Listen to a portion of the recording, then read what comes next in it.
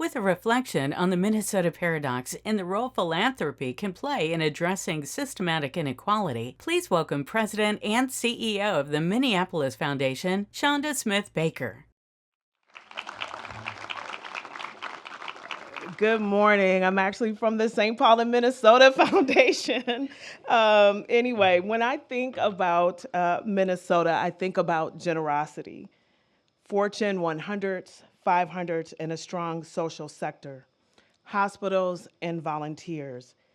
We are the people with big hearts, and yet we also live in what is called the Minnesota paradox, a state that ranks near the top of opportunity and civic engagement. Yes, simultaneously near the bottom when you disaggregate the data by race. This is not to diminish our generosity. The paradox does not mean our values are broken.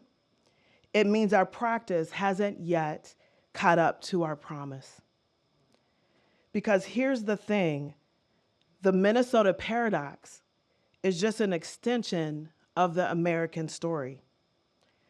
We are a nation that holds both greatness and contradiction, founded on the ideals of freedom and equality, even as it excluded many from that very promise.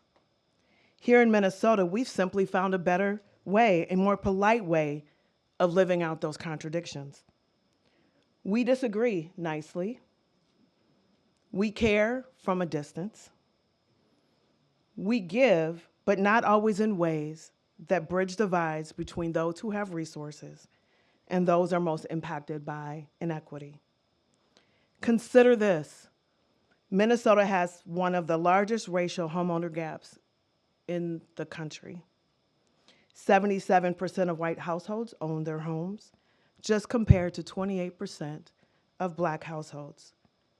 And it matters because home ownership is one of the strongest predictors of family wealth, stability, and intergenerational opportunity. At the very same time, Minnesotans give over $6 billion a year to charity, one of the highest rates per capita in the nation. That's extraordinary. It reflects a culture of compassion, faith, and civic responsibility. But generosity alone does not guarantee justice. Our challenge and our opportunity is to align our generosity with proximity, understanding, and systems level change. At the St. Paul and Minnesota Foundation, where I serve as CEO, we think a lot about this paradox.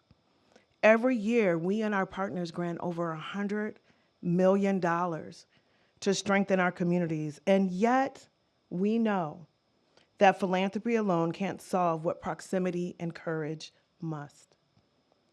We see every day the power of philanthropy not only to meet the needs, but to imagine what's possible. This is why we're asking ourselves the hard questions. How do we ensure that those impacted by inequity are not just beneficiaries, but architects of the solutions? Because when we bring community voices to the center of decision making, when we fund trust, not just programs, we start to close the distance. And that's when change becomes realized. Our Community Leadership Fund allows us to do that work, to convene, to connect, and to act on issues that shape our collective future. Through this fund, we bring people together across difference, invest in civic engagement, and amplify voices that are too often left out of decision making. It is one way that we turn generosity into action, investing in innovative ways for our shared story. See, philanthropy at its best is about relationships, not rescue. It is about walking alongside communities, not walking around them. It is about believing that those closest to the problem are closest to the solution. And at this moment, locally and nationally, it calls for a different type of leadership. The divisions we see in our politics, in our neighborhoods, in our homes, even our families are real, but the truth is we've been here before. Every generation faces its own reckoning, moments when the gaps between who we say we are and who we actually are become too wide to ignore. The progress always depends on people willing to build bridges even when it's uncomfortable. Take Hubert Humphrey for an example, a Minnesota who reminded us of what leadership can look like. He once famously said a moral test of government is how it treats those that are in the dawn of life, the children, those who are in the twilight of life, the elderly, and those who are in the shadows, the sick and the needy. He didn't just talk about justice, he acted on it. He helped pass the Civil Rights Act, fought for workers, and believed deeply that government and community have a role in creating opportunity for all. But what strikes me about Humphrey is how quintessentially Minnesotan he was. He was polite in debate. He was measured in tone, yet unafraid to push for change. He reminds us that courage does not have to be loud. It can be deliberate, persistent, and grounded in the belief that everyone deserves a fair chance. Like Humphrey, we can combine generosity into action, politeness with boldness, and civility with courage. We can lead the way, not just in generosity, but in bold pursuit of justice. Not just in giving, but in listening, not just in charity, but in shared power. It is about our willingness to connect across differences. It is about the strength of our civic imagination. What would it look like if our giving also fueled belonging?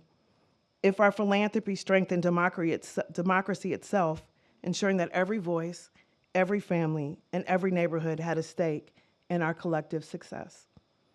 That is what the St. Paul and Minnesota Foundation believes in, a vision where all of us are part of the solution. I see this hope every day in the faces of people who refuse to give up, and the teacher who stays after school to show that the student, to tell her that she's brilliant, and the business leaders that open up doors, and the neighbor who shows up at the polls because they believe their voice matters, even when they know the system was not built for them. These are the people that remind me that this work, the work of equity, democracy, and belonging, isn't abstract. It is deeply human. It is about relationships and proximity. It is about seeing each other fully. The policy link framework says it all. All means all. Not some, not most, all. Because the truth is, no one gets free alone. The promise of all isn't moral, it's practical. The vision of an equitable America where everyone contributes and belongs is not idealistic, it's pragmatic. Here's the takeaway I want to leave with you today. Minnesota Paradox is not a diagnosis, it's an invitation. It invites us to turn our good intentions into creative and courageous actions, to let our civility be matched with curiosity, and to live into the American promise right here at home. Minnesota doesn't have to be known for polite distance. It can be known for bold connections. We do not have to choose between excellence and equity, generosity and justice, and giving and belonging. We can actualize a vision that bridges differences and lives the promise of all by bringing generosity closer to the people whose wisdom, creativity, and lived experience hold the keys to the future we all deserve. That's how we bridge the paradox, not by pretending it doesn't exist, but walking through it together. If the Minnesota paradox is the story we've inherited, then living into the American promise is the story we get to write next. Thank you.